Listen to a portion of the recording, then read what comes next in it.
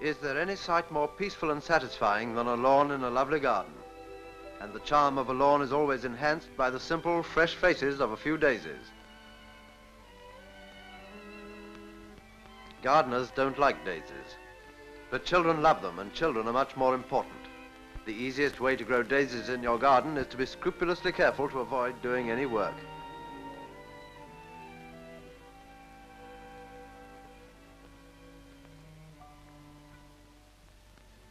Helianthus. That's not a new way of saying hello, it's just a rather knowledgeable way of describing the most glamorous member of all the great tribe of daisies, the sunflower. The sunflower was growing in America in 1596, but seems to enjoy being in many parts of the British Isles, where it makes friends easily and gives things away with great generosity, notably honey. The English lady bee is very fond of the sunflower, going up to him with a disarming smile and opening the conversation by saying, "Got any honey, honey?" This part of the sunflower is a thing called the style, which divides and then waits for an insect to come along and fertilize it.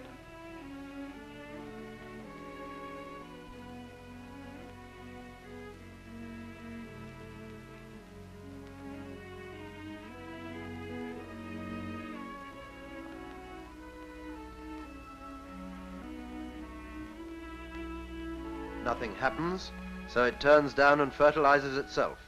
Maddening, but there it is.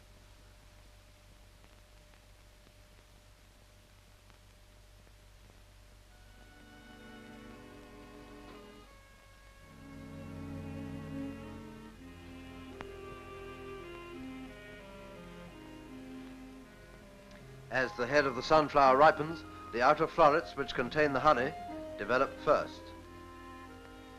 During the day, the head of the sunflower turns round to keep facing the sun.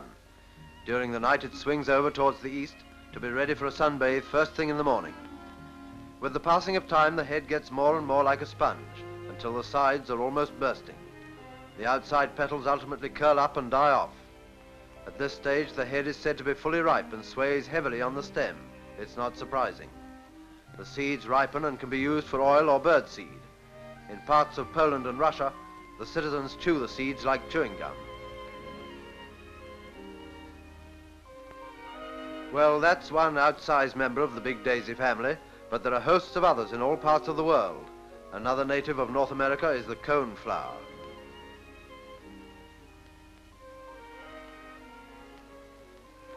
Another is Gaillardia, distinguished by its delicate fluted petals.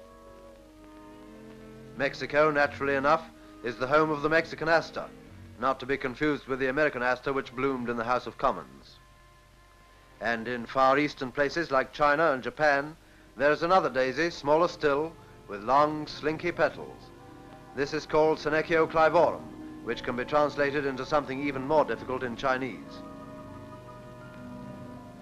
From China, again, and also Siberia, comes the China aster, which folds its petals as it matures. This one grows in little groups.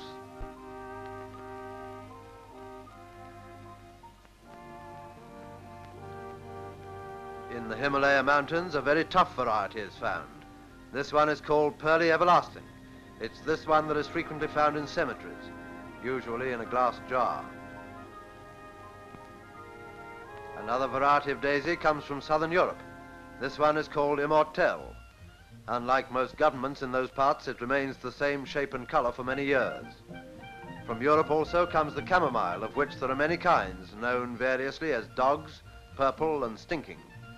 Chamomile tea is a good sedative for people who suffer from visions of stinking purple dogs. This is a double chamomile. Revolting thought.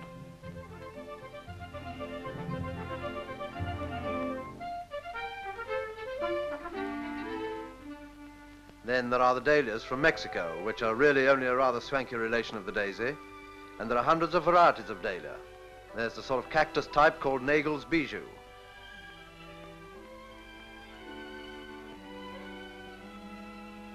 And this is Treasure Island. Yet another is called Major Messervy. The British gardener is usually content with the smaller dahlias, such as Mignon.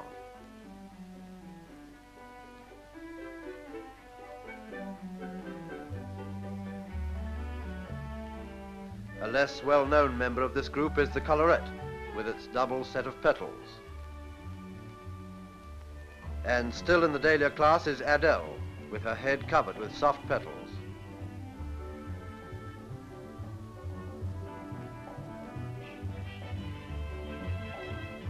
This one is covered with prickles like a hedgehog. Its name is globe thistle, but of course it has a Latin name which indicates its resemblance to the hedgehog.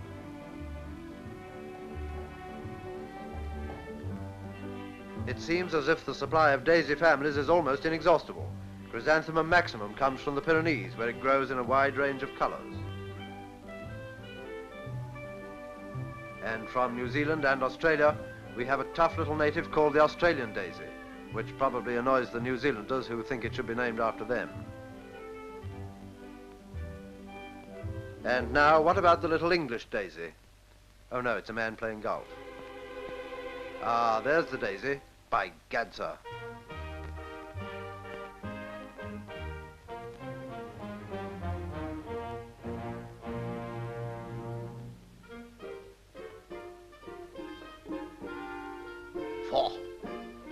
An evil plan is forming behind the facade of his otherwise rather open type of face. He sees all but says nothing.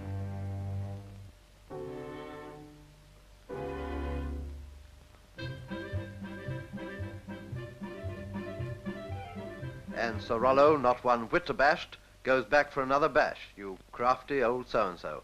I'll bet he fiddles his tenants out of their Maundy money. Even now he's missed it.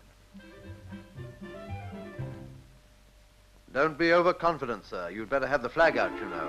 Oh. I'd love to know what he's thinking. Love to know what he's saying.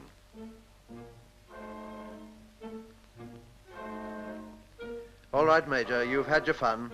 Give the dog his dinner. And no doubt he grumbles at his wife all through lunch. But the daisies don't mind one way or another. They're packing up for the night anyway, so we'll either have to assume the Major was late with his lunch or else it was a very short afternoon.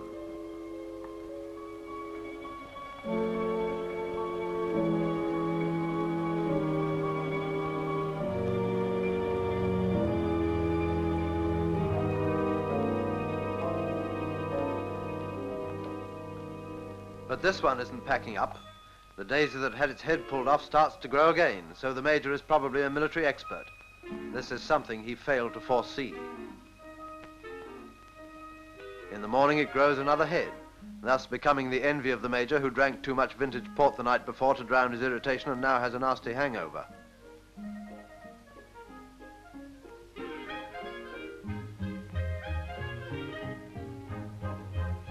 The daisy is fresher than ever before, although it doesn't look it. It's got a bunch of aphids on it, and the aphids are making their breakfast off the sugary substance on the stem. Mention of sugary substance reminds us of the funny taste in the Major's mouth, and here he is, the silly old fool. He's been dreaming about that daisy all night.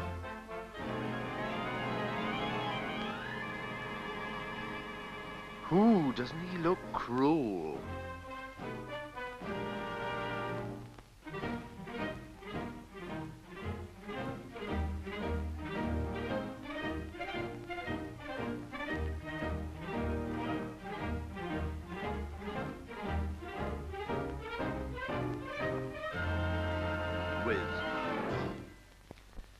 But he's too late. Unlike the Major, the daisy had anticipated all these moves and scattered its seed where it would do most good. The seed is inspired with the will to survive and begins to grow like billy-o. Odd to think of this sort of thing happening underneath you as you lie sometimes sunbathing in your garden. Much more interesting than what goes on up above. Frequently.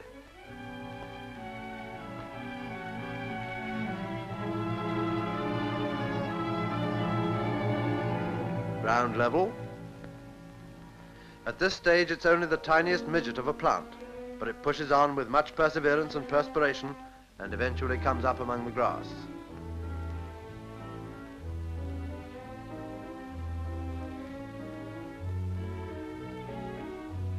It grows and grows until it becomes a big, strong plant. But unfortunately for poetic justice, it never quite reaches the stage when it is big enough to knock the stuffing out of the Major. or even trip him up and break his leg.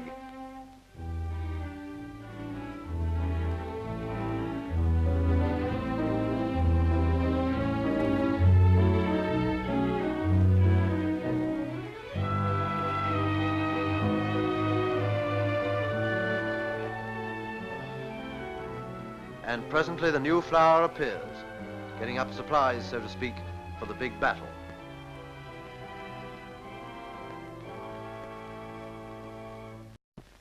With the petals removed, it is possible to understand the completeness of the daisy's revenge. As with the sunflower, the florets open and the style pushes out the pollen. This floret has been magnified 20,000 times, but if you don't know what styles and florets are anyway, it won't help you.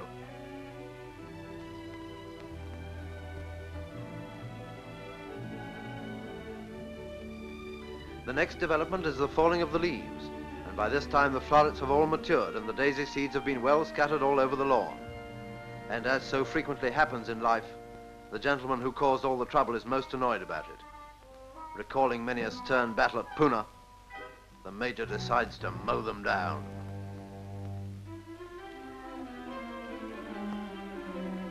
Really, it does seem too ridiculous for words, this terrific battle between a fully grown man and a dear little daisy.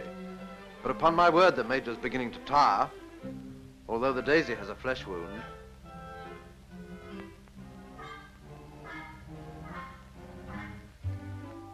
The old boy's game, you must admit that. He's coming along now with a stupendous wave of destruction. To all the insects round about, the buzz goes out, there's a battle on, and some of them climb up stalks to have a look.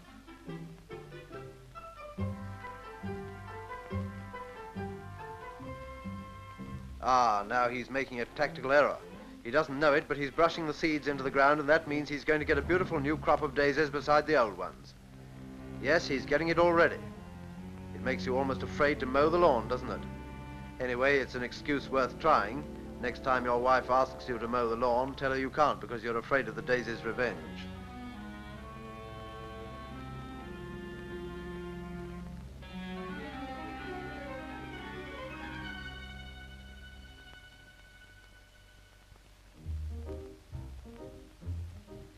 He's had enough. No, he's plotting. Lawn sand, that's the stuff.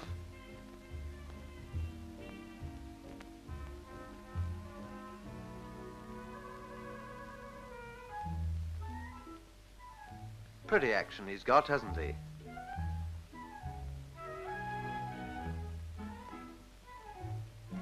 He lays it on nice and thick, and that's how he killed the daisies.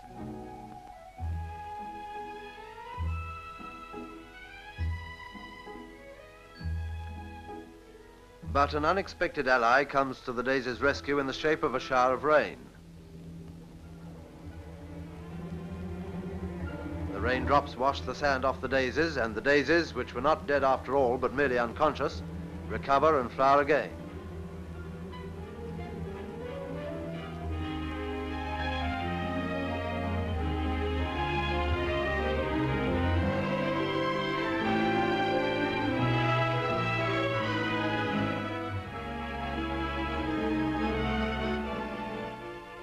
You know, they're really very pretty.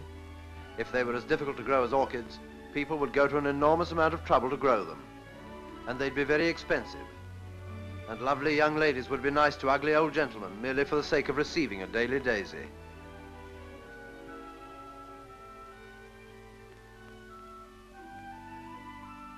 And talking of ugly old gentlemen, enter Sir Rollo playing with golf ball.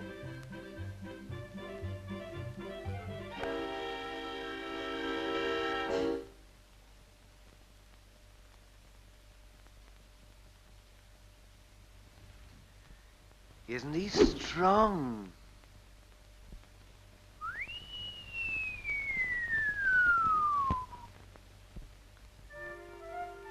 Hello, Daisy. Where, you horrible old man, go away. Isn't it dreadful men are such babies?